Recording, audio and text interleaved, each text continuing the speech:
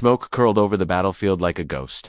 The sky was gray, silent, no bullets now, no shouting. Only the smell of burning rubber and blood in the air. The war was over, or at least this part of it was. A girl, barely more than a shadow, walked across the ruins. Her uniform was torn, dried blood sticking to the fabric. Her face was hidden under dirt, her lips split, eyes cold. No one knew where she came from. No one dared to ask. She limped past wrecked trucks and fallen helmets. Her boots were mismatched, one military, one civilian. A medic spotted her from afar. He raised his hand, unsure whether to stop her or salute her. She collapsed before anyone could decide. At the base hospital, they cleaned her wounds, stitched her leg, and ran her prints. Nothing came up. No name, no ID, no record. She had no tags, just a tattoo, strange, faded, and unfamiliar on her inner arm. A symbol the nurse had never seen before, but it gave her chills. She didn't speak. Not once. Not during the stitches. Not when the 4-needle went in. Not when they whispered questions over her. Her eyes stared at the ceiling like she was watching, memories once too painful to say out loud. The nurse Amara brought her food, left notes on her bedside tray. What's your name? Where were you found? Can you write? The girl never responded. Until one night, Amara found her drawing. It was a map. Crude, sketched with a hospital pen on the back of a medical report, but it wasn't random. It was military. Sector names, coordinates, hidden paths, supply routes. A code only someone trained would understand. The nurse showed it to the doctor. The doctor called someone higher. That night, 2 men in dark suits came. Intelligence officers. They spoke in low voices in the hallway, watched the girl from the glass window. One of them tried talking to her. Who gave you this information? He asked, holding up the map. Where did you serve? The girl blinked. Slowly, her jaw twitched, but no words came. Did you draw this? She nodded once. The men exchanged looks. This data was part of a classified mission, one said under his breath. Ghost fire lost in 2020. No survivors. A nurse nearby heard them. Her eyes widened. But she's just a girl. A week passed. In that week, the girl didn't speak, but she kept drawing. She drew faces, some laughing, some screaming. She drew flames. A compass with its needle. Cracked a name. Scratched in shaky handwriting. Zara.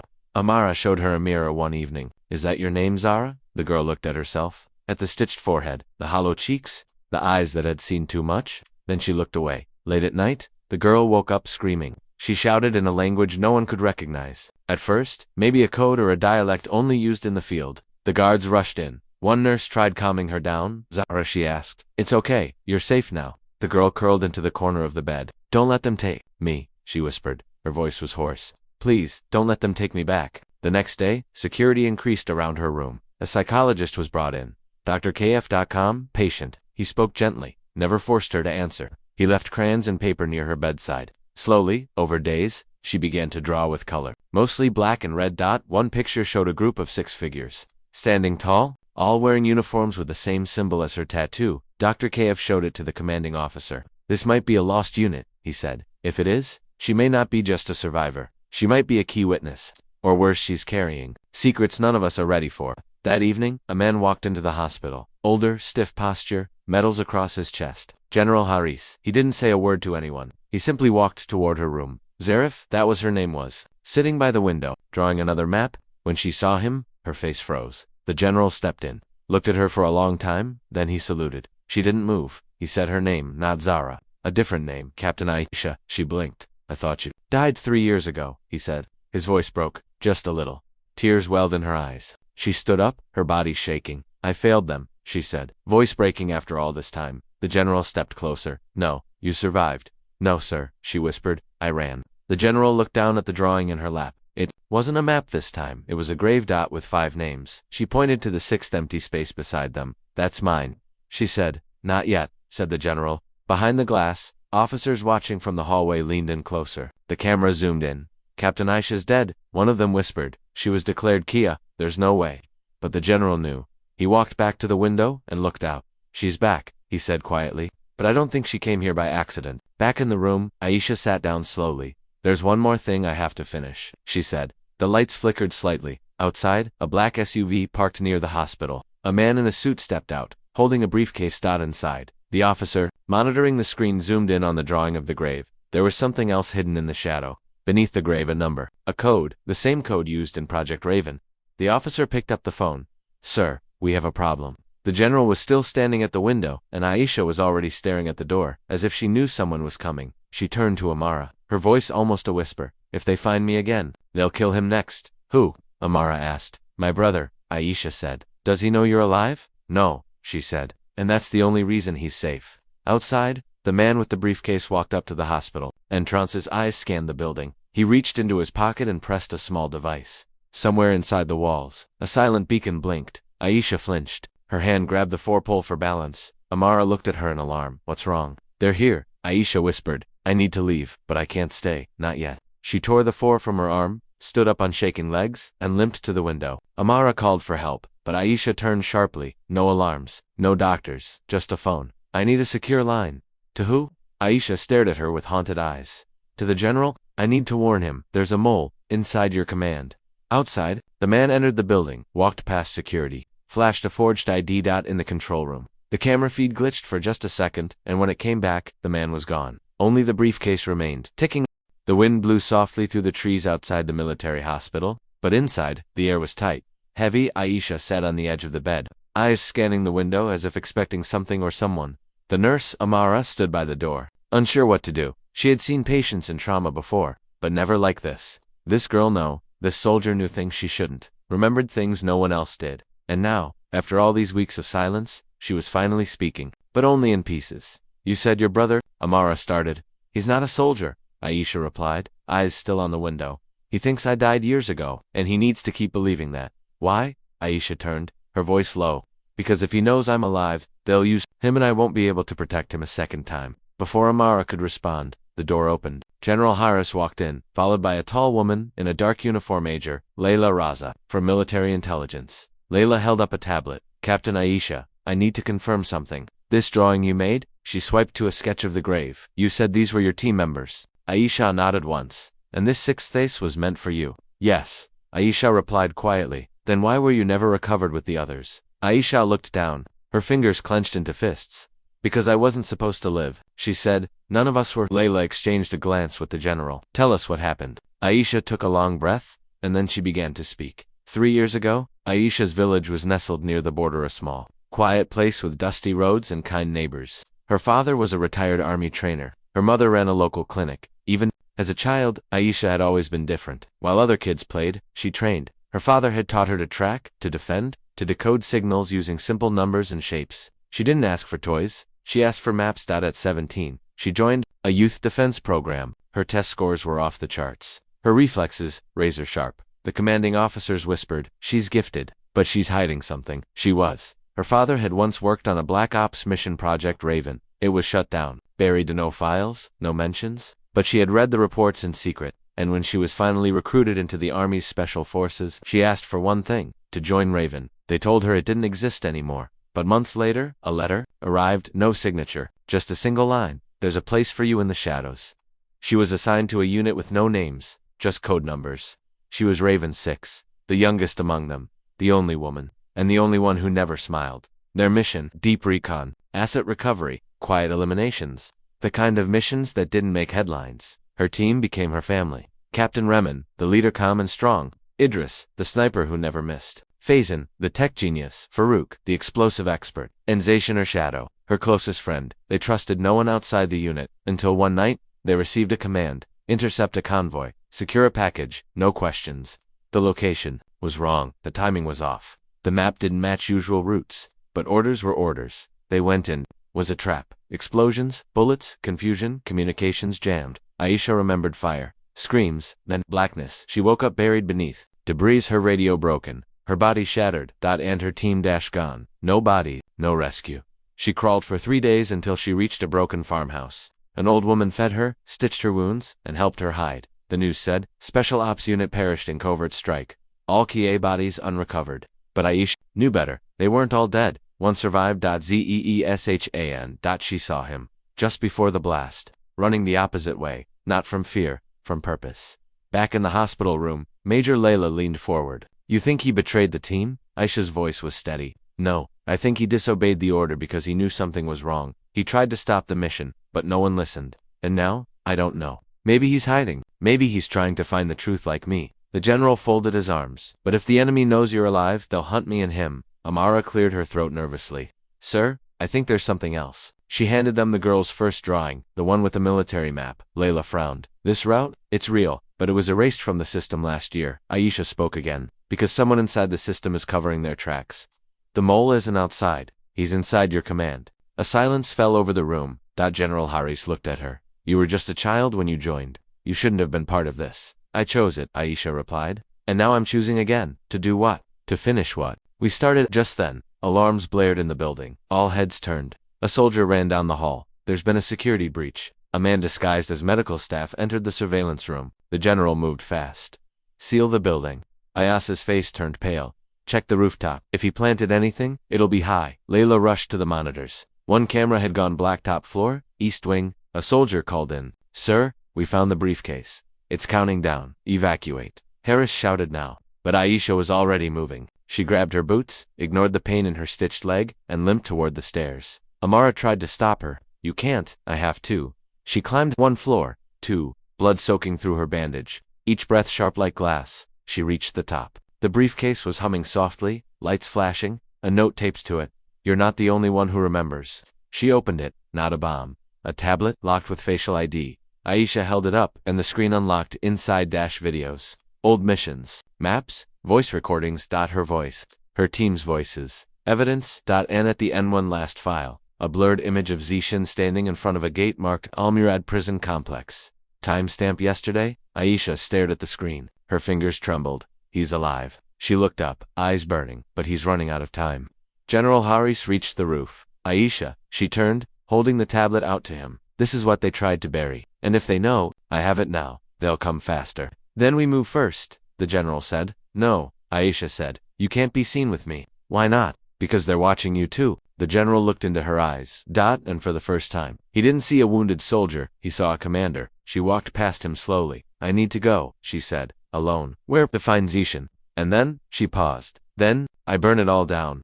Down below. The black SUV that brought the briefcase was gone, vanished into traffic. But another vehicle now waited at the rear exit. A civilian car. Amara had arranged it. No questions asked. Aisha sat in the back seat, clutching the tablet. She looked once more at the building. And whispered, this time, I finish it. The car drove off into the night. Behind her, Major Layla stared at the countdown screen that had stopped just seconds before hitting 0. And in the corner of the footage barely visible, a figure in a stolen uniform walked calmly through the fire exit. A scar ran down his cheek. He turned once toward the camera, smiled, and disappeared. Rain tapped softly on the car window as Aisha stared into the distance. The driver, a quiet woman named Uzma, had been sent by someone anonymous, but the key had been simple. 3 knocks. Pause, 2 knocks, and the phrase, the Raven still watches. That was the old code. From when Aisha was part of Project Raven, Uzma never asked where they were going. She just drove. Aisha kept her eyes on the road. She didn't sleep. Couldn't. Every time she blinked, she saw teams' faces laughing, running, bleeding, dying. And now, the ghost of Zishin haunted her memory, not because he betrayed them, but because he might have been the only one smart enough to survive. After hours of travel, they finally reached the outskirts of a forgotten city. Dust-covered buildings, satellite towers half collapsed, and ahead, a guarded road leading to Al-Murad Prison Complex. The same place from the photo inside the tablet. Uzma stopped the car behind a crumbling gas station. This is as far as I go, she said. Aisha nodded. She got out, pulling on a thick scarf and coat. She limped slightly. Her stitches weren't healing well, but the pain was useful. It reminded her she was still alive, and still had work to do. She made her way through the trees and under a barbed wire fence, where she had once trained during survival exercises. She reached the back of the prison, where deliveries were made. The guard tower was empty. Strange. She crouched and pulled out the tablet, still working. She accessed a blueprint and found the maintenance tunnel, an old one, sealed years ago. But if she remembered correctly, it connected to the inner holding cells. The tunnel was dark, cold. Rats scurried past. The smell of damp earth filled her lungs. She crawled for almost half an hour, her knees bleeding again, her hands scratched. But she reached the grate at the far end. She listened. Footsteps, distant, a voice, low, gruff, not in uniform. A prisoner. Then another voice. He still won't talk, Zishin. Aisha's breath caught. She pressed her face to the opening. Through the narrow grate, she could see him tied to a chair, bruised but alive. His head hung low. Another man stood over him. Black coat, civilian. Dangerous. He trained with ghosts. The man said, circling Zishin. He knows things no one else does, but he pretends to be broken. Zishin raised his head, smiling weakly. Maybe I am broken. No, the man said. You're just waiting for her, aren't you? Zishin's smile faded. You think she'll come back, Aisha? The man laughed. She's dead. She burned in that trap like the rest of you. Aisha's fists clenched. She scanned the lock from her tablet. It controlled only the power circuits. But if she rewired one line, yes, there. A voltage surge. She tapped the screen. The lights in the hallway blinked once, twice, then silence. Inside the room, the guards panicked. Sir, we lost visuals. The man cursed. Check the generators. As they left, Aisha pulled open the grate slowly and slipped in. She was weak. Her legs ached, but she moved like a shadow. Zishan looked up, sensing something. He didn't flinch when she touched his shoulder. Aisha, he whispered. She said nothing, just untied the ropes. You're supposed to be dead, he said. You too. He chuckled through blood. Nice to see we're both disappointments. Footsteps returned. They had less than 20 seconds. You armed? Zishan asked. No, still fast. Yes, then let's dance. She nodded. The door burst open. 3 men. Zishan kicked the first one into the second. Aisha spun, grabbing the baton from the third and cracking it across his knee. The fourth entered gun raised, but Aisha was faster. She threw the baton at his hand, grabbed the weapon mid-air as it fell, and aimed. Click. Empty. She cursed. Zeeshan, pulled the fire extinguisher from the wall and slammed it against the guard's face. Silence. Both of them breathing hard. He grinned. Still, the best tag team. Aisha gave a tight smile. Don't get cocky. They moved fast, sneaking through the back hallways. The complex was bigger than she remembered. Newer sections had been added, but Zishan knew the exits. Why? Were you here? She asked. I let them catch me, he replied. I wanted inside. Why? There's someone in here. Someone who has answers. He looked at her, and for the first time, she saw fear. The architect of Aisha stopped. That's not possible, she said. He died. No, Zishan whispered. That's what they wanted us to believe. He pushed open a door leading to the medical ward. Inside, an old man, thin, hooked to machines, barely breathing, but his eyes sharp, alert. Aisha, he rasped. I never thought I'd see you again. She stared. You know me? I built you, he said. Zishan nodded. This is Colonel Roth. He designed the Raven program. He trained us in secret. And then, they tried to kill him when he found out the truth. What truth? She demanded. Roth coughed. Project Ghostfire wasn't about protecting the country. It was about protecting power. You weren't soldiers. You were shields? Sacrifices. Aisha stepped back. No. They knew the mission would fail. It was never meant to succeed. It was meant to erase all traces of our work, to silence everyone who knew what Ghostfire really was, a cover for black market arms deals. You were collateral. Aisha shook her head. Why tell me this now? Because someone inside your command is trying to start it again, under a new name. Roth tapped his chest weakly. My files, under the bed. Take them, run. Zishan grabbed the folder. Inside photos, documents, names, including one that made Aisha freeze. General Harris, no? She whispered. Zeeshan, read it again. He was part of the original oversight team. He approved the mission. Aisha's heart dropped.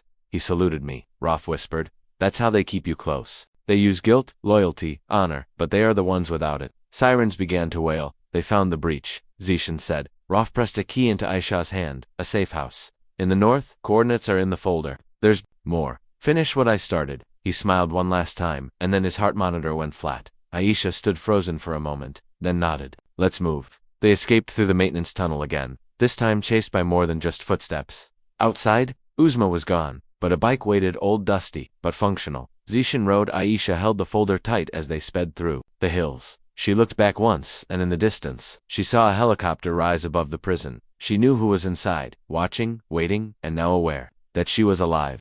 The bike roared down the cracked mountain road, tires skidding over loose gravel, wind slicing across Aisha's cheeks. Zishan didn't say a word. Neither did she. Her hands clutched the file stolen from Colonel Roth's deathbed, the last man who knew what really happened to Project Ghostfire. Every bump in the road sent a jolt through her stitched leg, but she didn't complain. She had stopped feeling pain the day she lost her team. Behind them, a black helicopter hovered in the sky, a quiet shadow circling over the prison complex. Aisha didn't need to wonder who was in it. Someone high-ranking, someone watching, someone who now knew the Raven was still alive. They stopped at an abandoned rest station deep in the hills. Zishan parked the bike behind a wall of broken fuel drums, then led Aisha into the half-collapsed building. Dust coated everything. Rats scattered as they stepped in. We rest for 10 minutes, he said, breathing hard. Then we go underground. Where? She asked. To the safe house, the one Roth told us about? Aisha unfolded the paper hidden inside the folder. Handwritten coordinates, north, past the valleys. A bunker carved into the side of a mountain, once a Raven backup base. Now long forgotten. We'll never make it on this bike, she muttered. Zeeshan walked over to a rusty locker, kicked it open, and pulled out a military radio. I sent a signal an hour ago, he said. Old code. Someone should respond. Aisha sat down against the wall and opened the folder again. The first page was a clearance list titled Oversight Committee, Ghostfire 01. 6 names, 3 crossed out, 2 unknown. And the last, General Harris. Her hands trembled. I trusted him, she said softly. He saluted me, called me captain, made me believe I still had a home. Zishan sat beside her. Maybe he didn't know everything. He knew enough to send us into that trap, she snapped. Zishan was silent. Then he pointed to the second file. Keep reading. She did. It was a timeline. Project Ghostfire wasn't born out of defense. It was created to protect weapons, trade routes in unstable zones. Raven Unit was meant to secure those routes and remove threats, even if the threats were their own allies. They used us, Aisha whispered, as bait, as weapons. And when we saw too much, they buried us. Zishan finished. A sudden crackle came from the radio. Zishan grabbed it. A voice coded familiar. Is the Raven with you? Yes, Zishan replied. We need pickup. Sending black car. North route, ETA 20 minutes. The line went dead. Aisha stood up. If they tracked us from the prison, we won't have 20 minutes. They exited the rest station and took cover behind rocks. The sun was setting behind the hills, casting long shadows. Then, Aisha saw dust rising in the distance. A black jeep speeding toward them. Not military. Private. She raised her weapon. The jeep skidded to a stop, and 3 men jumped out. Masks, foreign accents. One shouted, "Where's the drive?" Zishan whispered, "They're not from here." Another man stepped forward, holding a phone. He pressed play. A voice spoke from the device, cold, slow. I told you, Raven, if you dig up ghosts, they will bury you alive. Aisha recognized that voice. General Harris. Her chest tightened. Zishan muttered, so he was part of it. The men raised their weapons. Hand over the folder. Now? Aisha looked at Zishan. Run on my signal. He shook his head. No. She gave him the file. Protect this. That's the real mission now. Then she stepped out, raising her hands. You want me, right? She said. I'm the loose end. Take me. Let him go. The leader smirked. Not how it works. Behind her, Zishan took off running into the trees with the file. The men shouted and fired, but Aisha lunged forward, kicking the gun from the leader's hand, rolling under another's punch. She fought fast, brutal, efficient. But they were more, stronger. A blow to the ribs, a kick to her leg. She collapsed. They surrounded her, but then engine sounds another. Vehicle. Black. Military-grade. The door burst open. A masked figure jumped out and fired 2 warning shots. The attackers scattered. The masked figure ran to Aisha. She blinked. The figure removed the mask. A woman, Major Layla. Aisha gasped. Layla pulled her up. I don't know who to trust anymore, she said. But if they're hunting you, then you're worth saving. Together, they got into the car and sped off. Through the window, Aisha saw Zishan reappear from the woods. He was running toward them, but a drone passed overhead, and suddenly, a sharp sound. Aisha turned. Zishan fell. No blood, just silence. She screamed, no Zishan. Layla slammed the brakes. Aisha jumped out and ran to him. He was breathing. Barely. He held the folder close. Don't stop. Aisha pressed her hand to his wound. You're going to make it. You hear me? He looked at her. Don't become like them. Don't lose your soul. Then he passed out. 2 hours later, in the safe house, Aisha sat beside Zishan's unconscious body. The room was silent. Concrete walls, no windows, just a dim lamp and the folder in her lap. Layla was pacing. I can't go back to command, she said. If Haris knows I helped you, I'm next. Aisha looked up, then help me bring him down. Layla stopped, pacing. That would mean going against the entire upper chain. I know it would mean exposing secrets that could get us both killed. I know. Layla stared at her, then nodded. We'll need more than truth, she said. We'll need proof, names, places, operations. Aisha opened the last page of the folder. There it was. The location of a hidden server bunker. Protected, encrypted, inside records of Ghostfire, Black Ops files, names, orders, videos, topped, proof. She closed the folder slowly and looked at Layla. Ends where it began. The screen on the wall showed the live camera feed from outside. A bird sat on the wire. Watching, waiting. The Raven. The bunker was cold, silent, buried under layers of rock and forgotten secrets. Aisha stood beside the steel table where Zishan lay unconscious, his breath shallow but steady. The folder he had bled to protect was now open in front of her, its pages filled with lies wrapped in government seals. She touched the worn photo clipped inside, a younger General Haris' arm around a small group of Raven operatives. Her team, before the betrayal, before the fire. Layla sat across the room, cleaning her weapon. I've gone over the maps, she said. That server site listed in the folder, it's real. Hidden beneath an abandoned communication station, near Coast Valley, heavily protected. Will need clearance just to get within 10 kilometers. Aisha didn't look up. I don't want clearance, I want access. Layla raised her eyes. You plan on going in?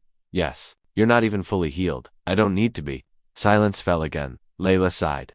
He trusted you. You know Zishan? Even when the rest of us stopped believing anyone survived. He used to say, if anyone's out there, it's her. Aisha looked at her friend. He's the reason I didn't give up. If he can survive what they did to him, Then so can I. Layla stood. Then we better move before they wipe that server clean. You know they'll try. They packed only what they could carry: old weapons, a pair of analog radios, and the folder. Aisha placed one page inside her vest, the one with the map of the ghost fire bunker, and burned the rest. The fire inside the barrel glowed red against her face. Before leaving, Aisha walked to Zishan. She knelt beside him, brushing a strand of hair from his forehead. Wait for me, she whispered. Then she was gone. They traveled by night. Dirt roads, riverbeds, through mountain shadows where even the stars dared not look. Every sound in the darkness felt louder, more dangerous. At one checkpoint, Layla flashed a fake ID and said they were transporting medical supplies. The young soldier hesitated but waved them through. By dawn, they reached the outer perimeter of the station. It looked dead, antennas rusted, windows shattered, but the energy around it buzzed. This place wasn't empty, it was protected. Layla studied the infrared lens. 4 guards on the roof, 2 on patrol every 6 minutes. 1 satellite relay. If we trigger an alert, backup will arrive in 5 minutes. Then we go in quiet, Aisha said. She moved like she had never left the field. Each step calculated, each breath held when it needed to be. Her body ached, her stitches tugging with every crouch and climb. But her mind was sharp, focused. They breached the lower fence and slipped inside through a maintenance tunnel, bypassing the outer cameras using a decoy frequency Layla created from a stolen transmitter. Inside, the air was stale, damp, but the deeper they went, the colder it became, the chill of buried truths. At the bottom level, they found a blast door, marked only with the word archive. Layla plugged in a code. Red light, wrong pass. She said, try this, Aisha said, handing over the slip Roth had given her before dying. A 6-digit string, and a word. Raven. The red turned green dot. The door hissed open. They stepped into a narrow hallway. Fluorescent lights flickered. The smell of ozone and old paper filled the air. Inside were rows of terminals. Old and new tech, merged cables tangled like veins. Through a mechanical heart, Aisha walked to the central terminal. She plugged in the drive. Screens lit up. Footage, documents, voice recordings. Ghostfire was no longer just whispers. It was real. She played one video. It showed her team Idris, Faizan, Farouk, Zishan, and herself loading up for what would be their final mission. Another video showed a closed meeting. General Haris, 2 other commanders' voice. Once the mission is complete, terminate the unit. We can't leave loose ends. Aisha's eyes burned. She whispered. He gave the order. Layla's face was pale. We need to get this out. We need a secure drop. Aisha copied the files. Send it to every major outlet. International media, military courts. If they shut one down, the rest will know. Layla tapped the keys. Uploading. Progress. 2%. Then the lights shut off. Darkness swallowed the room. A voice rang through the speakers. I gave you a second life, Captain, and now you waste it chasing ghosts.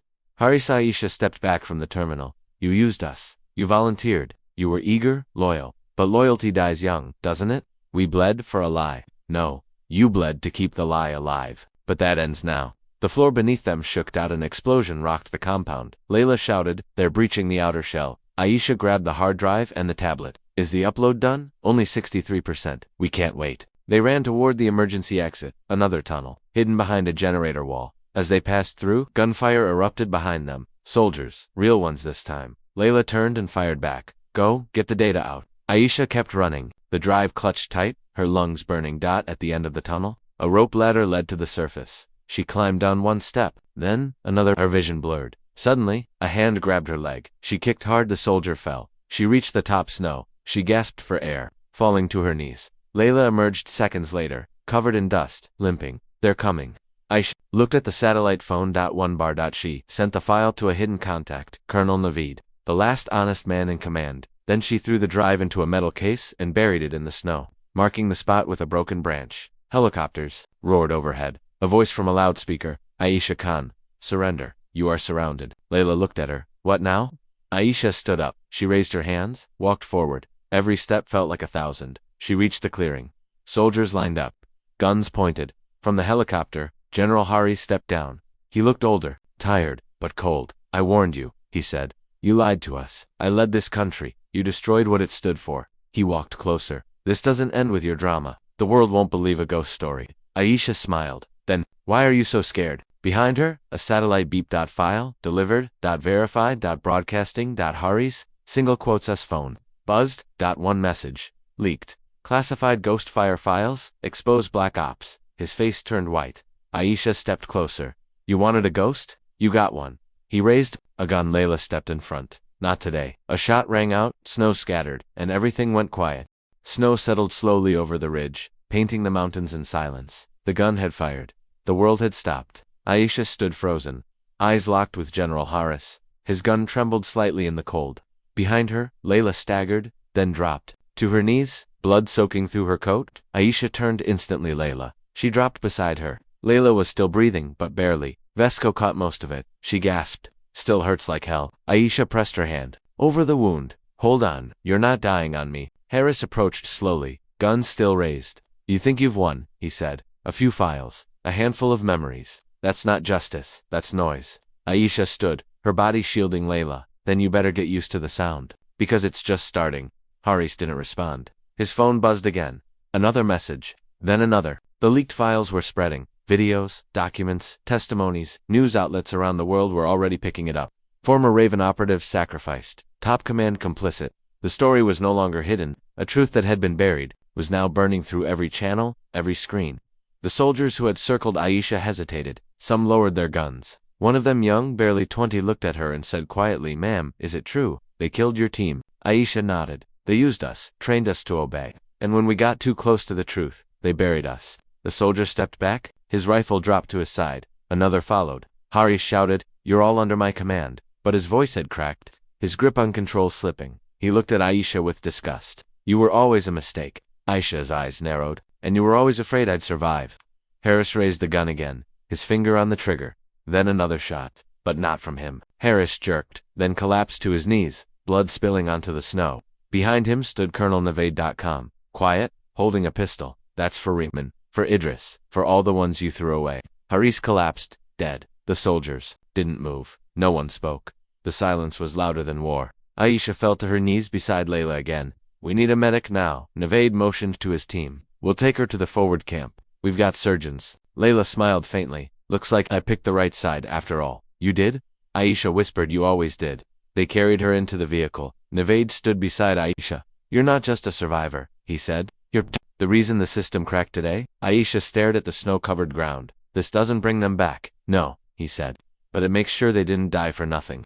She looked at the sky, the sun breaking through, the clouds. Somewhere her team was watching. She could feel them. Remen's steady voice. Farouk's stupid jokes. Faison arguing over music. Idris always cleaning his scope. And Zishan still breathing back at the bunker, still waiting for her to finish the mission.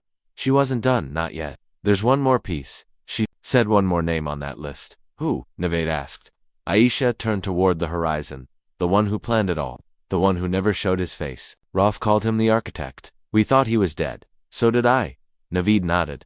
"Then we go after him." "No," Aisha said. "I do." That night, Layla was airlifted to safety. Zishan was moved to a protected hospital. Under Naveedi's order, Aisha, though, disappeared. No one knew where she went. Only that she took one last file with her, the file that Rolf said must never reach the wrong hands. Inside it, a location, coordinates traced to a remote outpost, once used during Raven's earliest days, where the architect had supposedly trained the first batch of operatives. 2 weeks later, a storm hit the mountain region. Locals said they saw a lone woman trekking through the snow, dressed in black, moving like smoke, disappearing into the trees. Some say she found the outpost. Others say it found her. But one thing is certain. That night, a signal was sent from the mountains. A message. Just one line. "Ghostfire is over. The Raven has returned." Then silence. Total silence. Until the next storm. The cave was silent except for the slow dripping of water echoing from its ceiling. Aisha sat on a rock slab staring into the dim fire she had built with dry moss and old kindling. Her hands, though gloved, were numb. Not from the cold, but from what she had seen in the last file Rolf had hidden. The architect wasn't just some faceless handler. He had a name, and worse, a connection to her past she wasn't ready to believe. Aisha pulled out the weatherproof map again. The red circle around the coordinates was fading. She had been walking for 3 days, off-grid, moving at night, resting only when her legs threatened to give way. No radio, no calls, just the memory of Layla's pale face and Zayshan's body in a hospital bed. She had left them behind to end what none of them could finish. The architect was the last piece. If she could find him, if she could expose or end him, Project Ghostfire would die forever. But the deeper she followed the trail, the more she began to realize this wasn't just about betrayal. It was about design. She wasn't the only scarred soldier. She was one of many.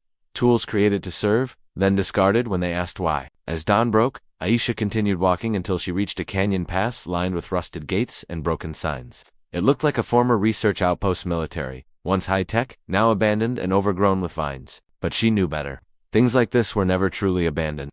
She approached carefully, scanning with the small thermal lens Layla had given her. No bodies, but faint traces of heat.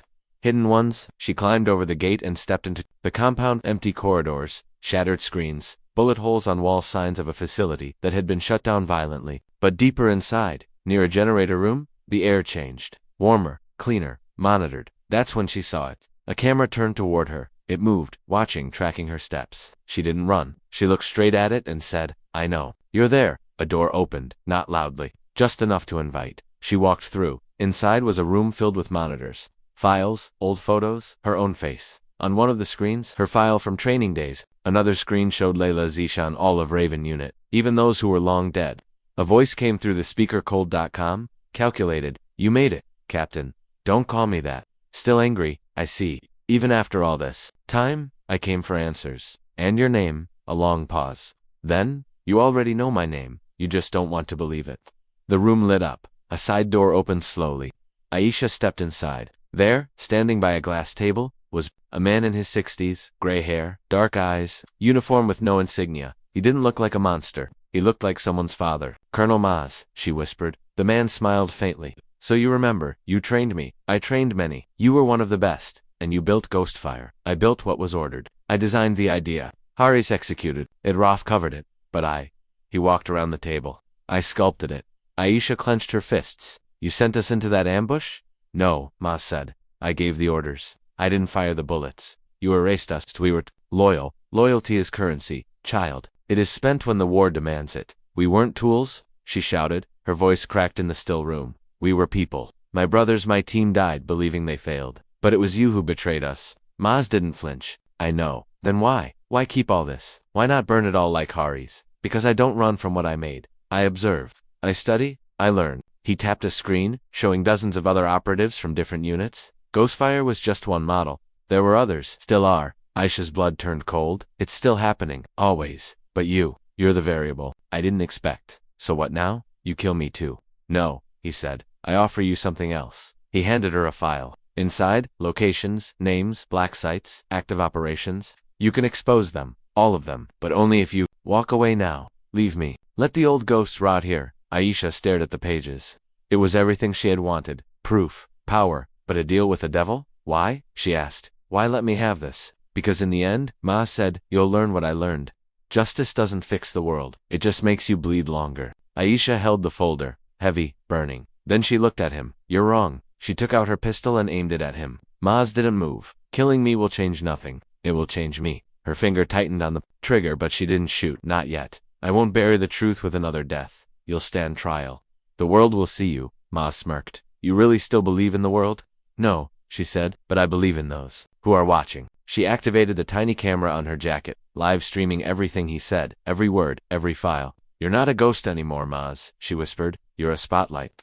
Sirens echoed outside. Helicopters, Navid's team. Her signal had worked. Soldiers stormed the compound. Maz raised his hands, smiling. "Maybe you've won. Raven?" "I'm not Raven anymore," she said. "I'm the echo they tried to silence." As they took him away, Aisha stepped out into the sunlight. Snow melted on the mountain behind her. For the first time, it felt warm. She looked at the rising sun. A new mission ahead. A new beginning. But she knew this war wasn't over.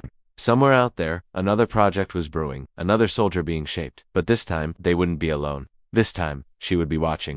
Snow turned to rain as Aisha walked out of the compound where Colonel Maz had been taken into custody. The mountains behind her were no longer silent. They were screaming with headlines, arrests, and leaked files sent around the world. Ghost was broken, but justice had only touched the surface. She hadn't slept in 2 days. She couldn't. Her thoughts kept circling the names in the final folder Maz had handed her, the ones still active. The names of soldiers just like her. Some trained, some deployed, some missing. But one name stood out. One that wasn't just redacted, it was erased. Only a nickname remained. Spectre, a raven who had gone rogue during the early testing phase. Rumor said he was dead. But the way Maz spoke, it felt like Spectre wasn't a ghost. He was a shadow waiting to step forward again. And the location, next to his codename, made her heart freeze. It wasn't a battlefield. It wasn't even military. It was a town. Her hometown. A small dusty place near the border that hadn't made the news in years. She hadn't been back since the day she joined the service. Not since her brother died. That night, she boarded a black market train using a fake ID and moved across the valley unseen. No luggage, no name. Just the scars on her hands and the weapon at her hip. As the train slowed near her village, memories hit her like bullets. The small school she passed every morning, the dried-up river where she and her brother used to fish, the old general store run by Uncle Kareem long since shut down. Nothing had changed, but everything had changed. She walked the alley that led to her childhood home. It was empty, burned, the windows broken, the air stale with ashes, years old. She stood there, staring at the ruins, and remembered that night, the one no one ever talked about. Her brother Daniel had come home late from school. He was crying. She had asked why. He never answered. The next morning, he was gone. They said he drowned in the canal. But there had been no autopsy, no answers, just silence. And now, years later, his name had been linked to the same place as Spectre. She opened the folder again. Spectre's origin file was redacted, but one word remained visible under status: unknown. The word was recruitment error. That didn't sound like a code name. That sounded like regret. She began asking questions around the village. Quietly, carefully, most people recognized her but were too afraid to speak. Only one person stepped forward, an old school teacher, Miss Farida, who had taught Aisha and Danielle both. "You shouldn't be here," she whispered when Aisha found her behind the school. "What happened to Danielle?" Aisha asked. "You know something?" Miss Farida hesitated, looked around, then she pulled Aisha inside the storage room. "He was different," she whispered. "Quiet, but brilliant. The recruiters came one day, not for him, for someone else. But he overheard something he shouldn't have. What was it? That the government was training children. That memory could be wiped. That minds could be molded. They called it Spectre Protocol. Daniel found out, and then he vanished. They said it was an accident, but that was a lie." Aisha's heart was pounding. "You think they took him?" "I think they tried to erase him, and if he survived, he wouldn't be your brother anymore." Aisha stepped out of the school with her head spinning. She couldn't breathe. She couldn't stop shaking. Could Daniel, her baby brother, become the very kind of ghost she had spent her life fighting? Could Spectre be him? No, it couldn't be. But she had to know. That night, she searched the records of all known Spectre sightings. One matched the region: a warehouse near the border, long abandoned, known locally as the Metal Church because of how the wind howled through its frame. She reached it by foot, under moonlight. Inside, the air was still, tools scattered, dust thick, but someone had been here recently. A bedroll burned out fire, a half-eaten packet of rations only issued to Raven eunuchs. She moved silently until she heard the click. A safety released, a gun behind her head. A voice, cold, robotic: "Who sent you?" "I came alone," she said. "That's a lie." "Then shoot me." Silence. Turn around slowly, she did, and saw him, tall, built like a soldier, but not in uniform. His face half covered in a mask. Eyes sharp, empty, but something flickered when he saw her. A hesitation, a trace of memory. "Spectre," she said. "That's not my name," he answered. "It used to be Liao." His hand twitched, his stance broke. "Just for a second. Who are you?" "I'm your sister." He froze. She took a step forward. "You were taken. You didn't drown. They trained you. Broke you. I found the files. I saw what they did." "No." "Yes. And they called it an error. They tried to erase you." He backed up, confused, trembling. His eyes darted to the floor. "They said I volunteered. You were 10 years old." His mask slipped a little. His voice cracked. "I remember. Shadows. Screaming. Then nothing. You're not a ghost, Donnie. You're my brother. And I'm here to bring you home." He shook his head. "I don't have a home. You do now, if you want it." She reached for him. He flinched but didn't stop her. Her hand touched his shoulder, and he broke, fell to his knees. Not a weapon, not a specter, just a boy stolen by war. "I don't remember you," he whispered, "but I believe you." She knelt with him, held him. As the rain poured outside, she knew she had found not just a lead but a purpose. Spectre wasn't the last Raven, but he could be the first to come back. If she could bring him back, maybe she could reach others. Maybe Ghostfire's victims didn't have to stay broken. "Let's go home," she said softly. "Where?" he asked. She smiled, tears in her eyes. "Anywhere they can't find us." But even as they disappeared into the dark, she knew others would be looking. The system had many shadows left, and some were watching. The rain had stopped, but the silence stayed. Aisha and Danielle sat in the back of a stolen jeep, moving through the rocky hills near the edge of the border. Neither spoke much. Danielle still haunted, still hollow-kept, glancing at his hands, like he wasn't sure they were his. Aisha had cleaned the blood from his face, wrapped a blanket around his shoulders, and told him the truth, piece by piece. About Raven, about Ghostfire, about what they'd done to him, and what they'd done to her. He didn't remember all of it, but he remembered the training, the cold rooms, the tests, the numbers. He remembered a man with a canna handler, who always wore a scarf and never used his real name. "They called him Instructor Z," Danielle said, breaking the silence. Aisha turned to look at him. Was he in charge? He said he wasn't, but everyone followed his orders. Even Colonel Maz Ayosha's hands tightened on the wheel. "Z isn't in the files. He wouldn't be. Do you remember where he is?" Danielle stared at the road, then pointed. "Not where. When. He always moved us on the 23rd. Every month, same vehicle, same place. That's the only date I remember, clearly. Aisha checked her watch. It was the 20th, 3 days. 3 days until Z moved again. If he was still alive. If the program hadn't shifted. But this was their only shot. She turned the Jeep around. We're going to need help, she said. And a plan. They crossed back into the safer zone using a path only known to locals. At night, they reached the house of Colonel Navaid. He opened the door slowly, blinking at the sight of Haran, the boy beside her. Is that yes? Said my brother. They turned him into Spectre. Navaid let them in without a word. The living room was quiet, full of maps and reports. He hadn't stopped working, hadn't stopped chasing ghosts VR. He poured Danielle a cup of tea and asked no questions, just listened. When Aisha explained the 23rd movement, Naveed stood and walked to his office. Returned with a black folder marked Phantom Routes. This is what Maz wouldn't talk about. Private convoys, no documentation, no command oversight. They change the plates every trip. No one ever sees who's inside, only the destination. Aisha flipped through the maps. The routes passed through dead zones areas without satellites, where no signal reached. Ghost corridors there, Danielle said, pointing. That building, we were kept there between tests. It was an abandoned textile factory, officially shut down for 2 years. If Z is still moving people, he'll pass through there, Aisha said. And if we intercept, we can get him alive. You sure you're ready for that? Navaid asked. After everything, Aisha looked at her brother. At the ghost, she almost lost. He deserves justice, not just for me. For every child they buried alive. For the next 48 hours, they planned everything. The route, the blind spots, the strike. Layla, still recovering, sent encrypted drones for surveillance. Zacian, walking again with crutches, offered radio support. Danielle insisted on going. I know the shadows. I can hear them coming before they arrive, he said. On the night of the 23rd, they reached the perimeter. Rain returned, masking their presence.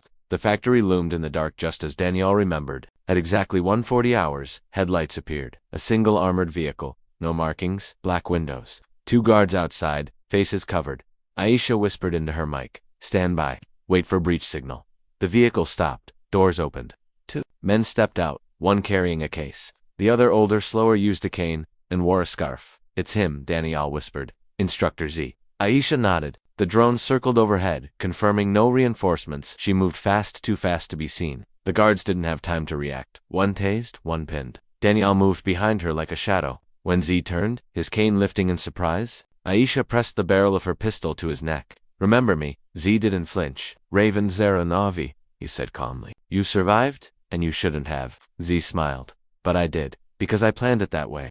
She pulled him into the building, locked the doors, tied him to a chair. The others surrounded him. Naveed, Danielle, Aisha stood in front of him. You trained me to obey. Now you'll listen. Who else is out there? You think this ends with me? No, she said. But it starts with you. He laughed. They'll come for me. You think Ghostfire was the last? We built versions across borders. Different names, same goals. I'm just a page. Burn me, and another opens. Not this time. She turned on the camera, started recording. Z didn't stop smiling. What's the point? You leak me? They'll deny me. I don't exist. You do now. Danielle stepped forward, took off his mask. Z stared at him, something flickering in his eyes. You called me a mistake, Danielle said. But I remember now. I remember every room, every order, every time you made me forget my name. Z's smile faded. You were the quiet one. I'm not quiet anymore. He hit the button on the transmitter. The files were already preloaded. The live feed reached every allied whistleblower server in the network. Z's face, Z's voice, Z's confessions. All of it streamed. The world would know. This wasn't one program, it was a system. And now the system had a face. Z sat back. Calm. You've made a lot of noise, Aisha. You won't sleep again. Then I'll stay awake. At dawn, international forces raided 3 sites across the border. Dozens of children were rescued, young, scared, and confused, just like Danielle once was. Aisha walked among them, spoke softly. One of the children, a girl with a number tattooed on her neck, asked, Are we real? Or are we just soldiers? Aisha knelt and held her hand. You are real, and they will never take that away again. As helicopters arrived, Aisha looked at Danielle. You're free now. He nodded. So are you. But she wasn't sure. Freedom didn't feel like peace. Not yet. Not while the last name on the final file remained unconfirmed. A name marked, only with a symbol, a 3-headed raven. The one who started it all. The founder, and somewhere someone was protecting him. The crowd outside the military tribunal was growing louder. Cameras flashed. Reporters shouted questions. Soldiers in riot gear stood firm as armored vehicles rolled past them. Inside, Instructor Z sat in a sealed room, his face pale, wrists in cuffs. The leaked footage had gone global. Across borders, secret training programs were being shut down. Whistleblowers were stepping forward. Survivors were finally being believed. but Aisha didn't feel peace. Not yet. Not while the last file remained unopened. It was locked under a triple encrypted code, one she had spent nights trying to crack. The file that Rolf had hidden, the one Maz never spoke about, and the one that Instructor Z had tried to destroy before they captured him. Danielle sat beside her at the safe house. Why not let it go? He asked. You've done enough. They're breaking apart. Let someone else finish it. No, Aisha said. Because the name in that file isn't just a leader. He's the one who signed the first order, the one who built Raven from the beginning, the founder. What if he's already dead? Then I bury him properly. She stared at the screen, at the blinking red box marked access denied. Her hands trembled as she typed one last override. A code Riemann had once said during training, 3 heads, 1 bird, no master. The screen cracked open, the file unfolded, and Aisha felt the air leave her lungs. It wasn't a name, it was a face. One she knew, one she trusted. General Harris, the same man who had shot Layla, the same man who had claimed to dismantle Ghostfire, the man who had mentored her, trained her, sent her into battle. But he wasn't the founder, he was the front, the cover, the protector. Behind him a second file, deeper, marked only with a symbol, a triangle inside a circle. When she opened it, she saw a name, one that had been erased from military records, one that didn't exist in public databases, but she had heard it once. From Faison, from Riemann, from the ones who died before they could explain. Brigadier Yusuf A. Razi, he had vanished from the army decades ago, rumored to have died in a border conflict. But now, Aisha knew, he had vanished to build something darker. Yusuf Razi wasn't just the founder, he was the architect of obedience, the one who designed the brain mod programs, the one who trained the first Ravens. And he was still alive, hiding, watching Danielle read over her shoulder. He trained Z, he built ZZ was his first experiment. Before they used children, they tried adults. Z survived. The others didn't. Navaid entered the room. You found him? Aisha nodded. Razi. We heard that name once. Years ago, during a mission in the North Sector, he led a ghost unit. Then he disappeared. He didn't disappear, Aisha said. He went underground. And I think I know where. She opened the final image in the folder. A satellite photo. A mountain. Range near the northern border. No roads, no towns. But one structure. Buried deep inside the rock. A symbol on the roof. A triangle inside a circle. That's him, Aisha whispered. That's where it ends. They flew in silence. Naveed, Danielle, Aisha. 3 people who had all lost something to the shadows. As the chopper neared the mountains, the wind grew fierce. Clouds hid everything. It felt like flying into the mouth of a monster. They landed at night. No lights, no sounds. Only the howl of the wind through the cliffs. Aisha moved first. Rifle, steady eyes, sharp. The entrance was hidden behind a waterfall just like the old smuggler routes Faison once told her about. Inside, the air changed. Cold, dry, dead. They walked through a tunnel. Walls lined with old tech, broken cameras, and scorch marks. Signs of panic. As if someone tried to destroy everything fast, but failed. The facility was still alive, barely. At the center stood a control room. One man sat alone. Gray hair, military posture, a calmness that felt unnatural. You finally made it, he said. Aisha raised her weapon. Brigadier Yusuf Razi. That's not my name anymore, he replied. Then what is it now? Does it matter? He stood slowly. No fear in his face. You want answers? I can give you truth, but it won't help you sleep. Try me. We built Raven to win wars before they started. Minds are easier to control than cities. Soldiers are easier to replace than ideologies. We offered peace through precision, but the world didn't want precision. It wanted blood. Aisha's voice was sharp. So you used children. We gave them purpose. We turned pain into obedience. You're standing here today because I made you strong. You made me broken. No, he said calmly. You made yourself whole again. That's what I was testing. Who would survive the fire? You passed? You're insane. No, he said. I'm a soldier. Same as you, Danielle stepped forward. You erased me. Took my name? My family? Razi looked at him, finally blinking. Spectre? You were my favorite. Quiet, efficient. But then you remembered, and that was your flaw. No, Danielle said. That was your mistake. Without warning, Razi pulled a pin on a grenade, hidden under the desk. But the trigger jammed. Navaid fired one clean shot to the shoulder. Razi collapsed. Aisha moved fast, removing the device and disabling it. He groaned, bleeding, laughing softly. Doesn't matter. There are more. Ghostfire is just a branch. Cut it, and others grow. Aisha leaned close. Not anymore. You trained ghosts. I'm turning them human again. She pressed her recorder against his face. Confess. Razi didn't smile now, just stared. I don't regret a single order. Then the world will remember that, too. She stood, walked away. Let the others carry him out. The sky, outside had cleared, the stars were bright. And for the first time, Aisha felt something close to stillness. As if the mountain had been holding its breath and finally exhaled. That night, Razi's confession went live. Global agencies confirmed the link between secret training camps and state operations. Arrests followed. Funding was cut. Survivors, were identified and rescued. Aisha didn't return to base. She vanished again, not to run but to find those still lost. Danielle stayed beside her, not Spectre anymore, just a brother learning to be human again. And somewhere, in a quiet school, far from cameras, a group of rescued children were being taught their real names. Not numbers, not codes, just names. Aisha visited once. One child small, she asked, "Her, were you a raven too?" Aisha smiled softly. Once, but not anymore. As she walked away, her comms device buzzed. navidasvoice.com. One last name, he said, hidden in the old backup servers. Unmarked. Only 2 letters. VR. Aisha stopped. Heart steady. Voice firm. Send me the location, because even when the war ends, shadows still remain. Aisha stood on the edge of a snow-covered cliff, her coat billowing in the cold wind, eyes fixed on the blinking red light on her tracker. Below her, hidden deep within the frozen earth, was a bunker older than Raven itself. Not marked on any military map.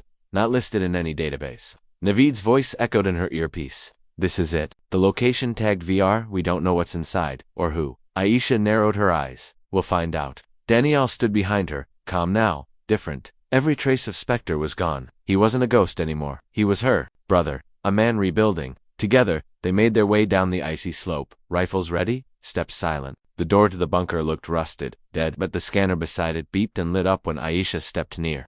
The light turned green. It recognized her. The door opened with a hiss. A long hallway stretched ahead, dimly lit, lined with cameras and thick metal panels. They walked slowly, cautiously. The silence inside wasn't peaceful, it was loaded, like something was waiting. At the end of the corridor, a steel door opened automatically. A room appeared, filled with screens, humming, servers, and one large monitor at the center. And on the monitor, a face not live recorded, but speaking directly to her. "If you're seeing this, Captain Aisha, then I am already dead," the voice said. It was calm, familiar, and cold. "My name is Vice-Regent Kamal. I was one of the last architects of Project Eden, the root system that birthed Ghostfire, Spectre, Raven, and more. What you exposed was a fraction of the plan. We were not preparing for war. We were preparing for collapse." Aisha stepped closer. The video continued. "Governments fall, armies scatter, but obedience endures. We built soldiers who would remain loyal not to nations, but to code. Obey, execute, forget. That was our creed." Daniel clenched his fists. He's talking like they were saving the world. To them, they were. Aisha whispered. The screen flickered. New files began to load. Camel's voice continued. "There is one final list. Raven's final generation. 15 children. You were number 9. 9 survived. 6 failed. Of the 9, only 2 remained unknown. Raven 06 and Raven 07. We called them the backups. The silent ones. Trained to activate if the system failed. If you're watching this, they may already be awake." Aisha's heart froze. Raven 06 and 07. They had never been found. Never. Confirmed dead. She opened the list. Danielle leaned over her shoulder. The files were heavily redacted, but 2 photos remained. Blurred faces. But the tattoos were clear, the same symbol she had seen on her shoulder. 2 wings folded, with a single vertical line between them. Raven backups.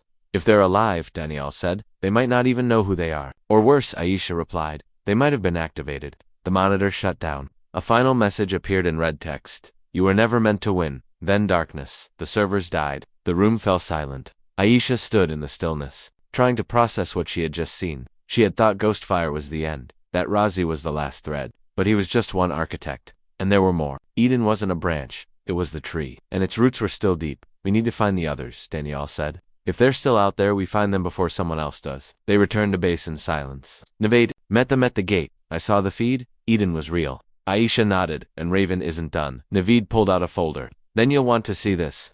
We intercepted a signal from the northern border. 2 agents. Moving through zones too fast for civilians. No gear, no backup, just precision, like ghosts." Aisha opened the photos. 2 blurry figures, hooded, walking side by side. One short, one taller, both familiar. Raven 06 and 07. She whispered, "They've activated." The world tilted again. Just when she thought the fire had died, new embers appeared. She called Layla, put her on encrypted line. "I need your eyes on the border. Thermal scan. Movement patterns. Look for a pair. Male and female. No digital trail." Layla's voice was still weak, but steady. "On it. Give me 24 hours. Aisha turned to Navid. "We'll need drones. Satellite eyes. And if we find them, we bring them home," Danielle said. "If they remember who they are." That night, Aisha couldn't sleep. Her mind kept replaying the voice of Kamal. You were never meant to win. Maybe not, but she wasn't done fighting. In the early morning, Layla called. "I found them." Aisha sat up. "Where?" "Sector K47. Old ruins. They've been moving at night. No contact with locals. But their route is predictable. almost like a pattern. Like training drills, Aisha said. Exactly. We'll go at dawn. Naveed loaded the gear. Danielle strapped in. The air felt heavier now. This wasn't just a rescue. This was a race. If Eden had activated them, if someone else was pulling the strings, they were walking into the storm again. But this time, Aisha wasn't scared. She knew who she was. She wasn't a number. Not anymore. And she would not let the system win. As the chopper lifted off, clouds gathered. Winds roared. And far below, in the silent ruins of K-47, two shadows stood side by side, waiting, watching, their hands marked, with the same tattoo, but their eyes empty. Trained, silent, ready Raven. No 6 and 07. The last ghosts. And the final mission had just begun. The wind howled over the ruins of Sector K-47, slicing through the broken walls like a scream. Aisha crouched beside a crumbled pillar, scanning the field through her scope. Danielle was just behind her, breathing steady. Navaid and the strike team were in position around the perimeter, and there were two shadows, moving across the courtyard with precision no civilian could match. One tall, one smaller. Raven 06 and 07. They moved like muscle memory, no hesitation, no fear. Like soldiers who never forgot. Aisha's hand trembled slightly as she zoomed in. The boy's eyes were cold. The girl's face was pale, blank. They're not talking, Layla whispered through the coms from the mobile ops van. Not reacting to sound. Their vitals are steady, too steady. Programmed, Danielle said, like we used to be. We don't shoot unless they shoot, Aisha said. We're not here to erase them. We're here to wake them. Neve nodded from across the com. We're with you. Aisha stepped out from cover, no rifle in her hands. Just her voice. Raven 06, Raven 07. My name is Aisha. I used to be Raven 09. The two stopped moving. Slowly, the boy turned. The girl followed, their faces still expressionless. You were taken, Aisha said. Calmly, so were we. We were turned into weapons. You don't have to stay that way. The boy raised a hand, not with a weapon but with a signal. A sequence of taps across his chest. An old Raven code. Mission incomplete. Awaiting protocol. You're not on a mission anymore, Aisha said. It's over. You're free. The girl blinked, twitched like something inside her was fighting. Do you remember your name? Aisha asked. Your real one. No answer. Then a whisper. The girl's lips moved. ... Sana. The boy looked at her sharply, his fingers clenched. And yours? Aisha asked him. He stared hard at her. They told me I had none. They lied. She stepped closer, slowly. Your name was Isa. You were taken from the orphanage near Baluchistan. Age 6. Same year they took me. The boy Isa trembled. His hand went to his head, like something sharp was breaking inside. The programming was cracked and Sana fell to her knees. I remembered, she whispered a song, my mother's voice. Hold on to that, Aisha said. You're not soldiers. Not anymore. Isa let out a groan, fell to one knee. He looked up eyes wide now, alive, scared. I remember fire. Identity. Was them, Danielle said, stepping forward. They gave us pain and called it training, but we survived it. And now we choose who we are. Suddenly, movement. Behind the ruins, shadows rushed forward. A small squad unknown, not part of any military registry. Black suits, silenced weapons. Eden's last cleanup team. Contact. Navaid shouted. Gunfire erupted. The ruins exploded. Into chaos, Aisha pulled Sana behind a pillar. Danielle grabbed Isa. Stay down. The Eden team moved like machines, fast, ruthless, trying to kill everyone who knew the truth. Trying to erase the last witnesses. Aisha fired back, covering. Naveed's team. Layla screamed through the comms. They're trying to jam the signal. If we lose this feed, the tribunal won't get the proof. Then we end it now. Aisha yelled. She looked at Sana. Can you run? The girl nodded. Fear in her eyes, but also choice. Get to the van. Give the drive to Layla. On it, Sana sprinted. Isa hesitated. What do I do? Fight if you have to, Danielle said. But not like them. Like you. Isa nodded. Picked up a dropped weapon. For the first time, he chose to fight not because of programming, but because of purpose.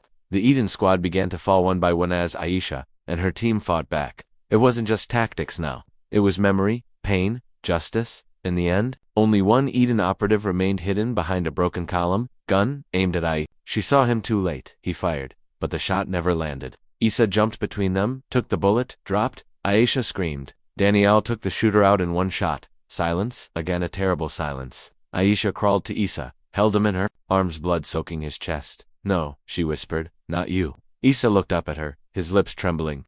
I chose this. A tear rolled down her cheek. I'm sorry. Don't be, he whispered. I remembered. My name. He smiled. Isa then. He was gone. The wind roared. Aisha held him tighter. Like holding on could change fate. But it couldn't. Naveed touched her shoulder. He saved you. He saved all of us, Sana returned. Tears in her eyes. I gave Layla the drive. The signal's sent. Then it's over, Danielle said. But Aisha stood slowly. Her voice was steady now. No, it's just begun. Over the next few weeks, Eden's last secrets were exposed. The military tribunal took the evidence live. Names were listed. Victims identified. The Raven Project was declared illegal under international law. Compensation programs were set up. Support teams were launched. The world was watching now, but Aisha, she wasn't interested in applause. She visited Isa's grave alone. Quiet, clean. A small stone marked only with his name. Isa, the boy who remembered. She knelt. You were never a weapon. You were a choice. Later she walked into the tribunal building. Soldiers stood at attention as she passed. No one spoke, until she reached the main hall. A row of generals. Some of them had once denied her story, doubted her truth, but now, one of them stepped forward. He was tall, old, eyes full of regret. He raised his hand to salute. Captain Aisha, he said, on behalf of a nation that failed you, we see you now. The salute held. Her heart cracked. She raised her hand. Returned the salute, not as a soldier, but as someone who survived. As someone who remembered every name. She turned, walked out. Danielle and Sana waited by the gate. Layla stood near the van, smiling. Nivade nodded from across the field. Where now? Danielle asked. Aisha looked at the open road. Home, and then, wherever the next lost raven needs help. Sana looked up at her. You think there are more? Aisha smiled. There always are. But now we have something stronger than obedience. What? Sana asked. Aisha looked ahead. Hope. The camera pans upward, past the road, past the trees toward the sky. And in that quiet, open air, one final whisper, she was just a scarred soldier. Until the general saluted and spoke her name.